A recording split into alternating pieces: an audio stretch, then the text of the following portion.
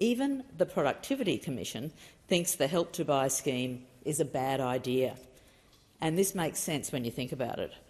Of course, if you make it easy for some, through essentially a lottery, it makes it harder for everyone else. If you're standing at an auction and the person next to you has access to this scheme and you don't, there is simply no way you're going to be able to outbid them, unless you're a property investor and have access to a whole range of tax concessions, of course, as I've already mentioned. Here's a radical idea. What if we took the money we put into tax concessions for property investors and actually built some public housing? Actually, clearly that's not radical. It's just common sense. Building public housing is something that even Australian governments used to do on a mass scale. Even under Conservatives like Menzies, the federal government was building tens of thousands of dwellings a year. That's been whittled away over decades. Now the government barely builds any new public housing at all, and in many states numbers are going backwards as older housing units are privatised or demolished. Of course, there's a reason for all this. The money is there, just with savings from scrapping tax concessions for property investors. We could build 500,000 homes over the next decade, for instance. But Labor and LNP governments just don't want to build public housing. They prefer to leave that job to the private market.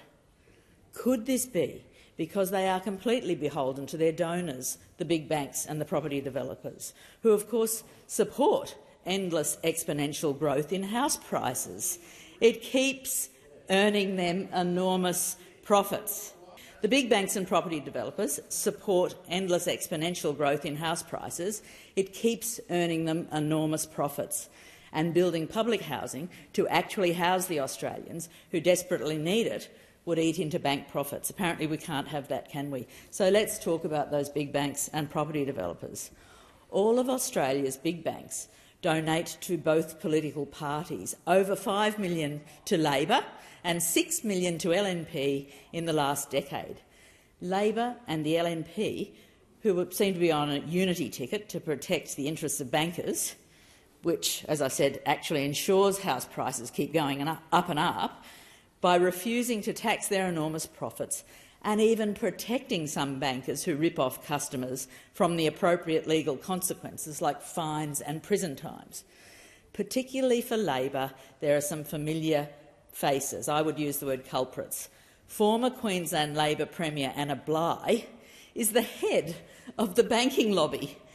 I'm not sure if there's a more stark illustration of the way power actually works in this country.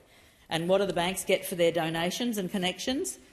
Absolutely mind-blowingly enormous profits earned off the backs of ordinary Australians.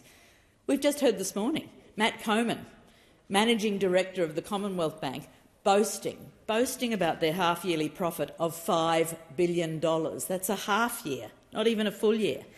And nobody disputes that these massive profits are in large part due to rising interest rates.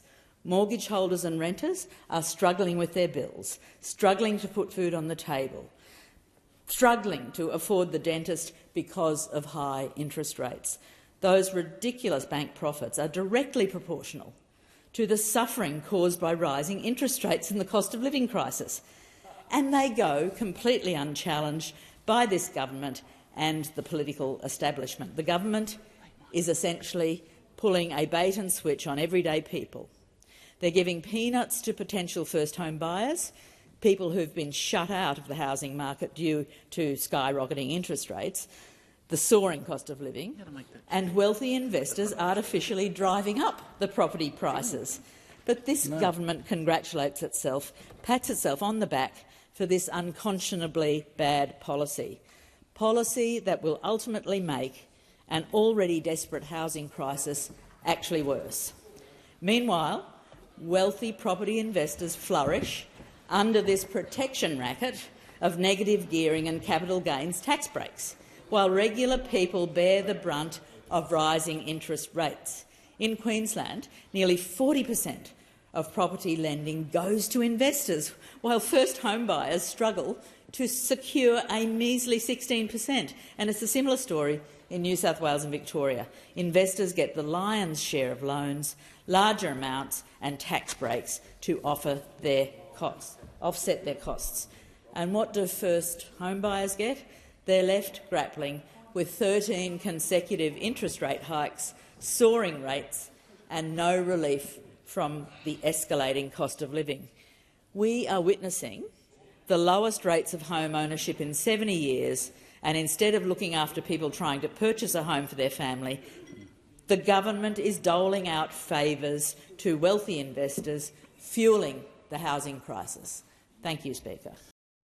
Authorised by E. Watson Brown, Australian Greens, Taringa.